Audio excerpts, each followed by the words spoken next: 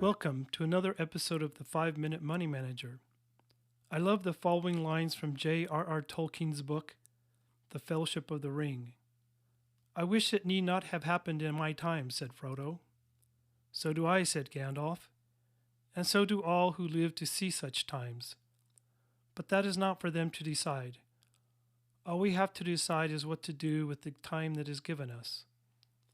Part of managing our lives well is coming to the realization that many things happen which are out of our control. It seems to be human nature, though, to ask, why did this happen to me?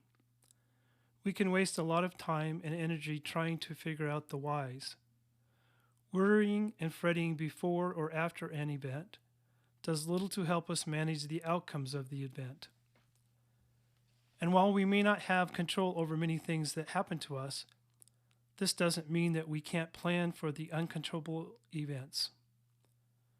Some of our planning may be as basic as writing down what steps we will follow when disaster strikes. One of the first things that you can do is to list those major disasters that are most likely to occur where you live. Your list might include one or more of the following: floods, earthquakes, tornadoes, hurricanes, sandstorms, ice storms, landslides, tsunamis, drought, volcanoes, or wildfires. I started to say wildflowers, but those would be a good thing. If your list of probable disasters has all the ones I mentioned, you might consider moving. While there are some common elements to disaster preparedness, your plans will need to be tailored to specific types of disasters in your area.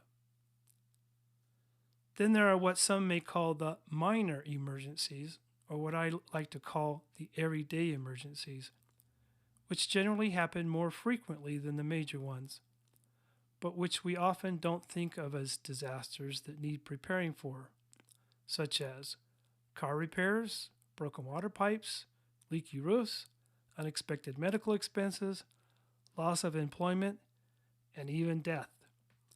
Now, death is an interesting disaster in that we all know it will happen, but we often aren't very good at preparing for it. Be they major or minor, frequent or infrequent, natural or not, disasters can result in some very bad days. And every disaster will have a financial impact on your life, and not in a positive way. Therefore, an important first step to disaster preparedness is to accumulate some emergency savings by including an emergency category in your monthly spending plan. The most difficult decision you will need to make regarding emergency savings is to decide how much to set aside each month. It will most likely require you to decrease your spending in other areas. The recommended amount to ultimately accumulate in your emergency savings is 3 to 6 months worth of your expenses. Some of you might say, well, that will take forever. Don't fret about it. Save what you can. And remember, something is always better than nothing. An internet search will produce a wealth of information on disaster preparedness, including financial preparedness. If you'd like to explore the financial aspects in more detail, I have put a link on the Out of Control post on the 5minutemoneymanager.com website.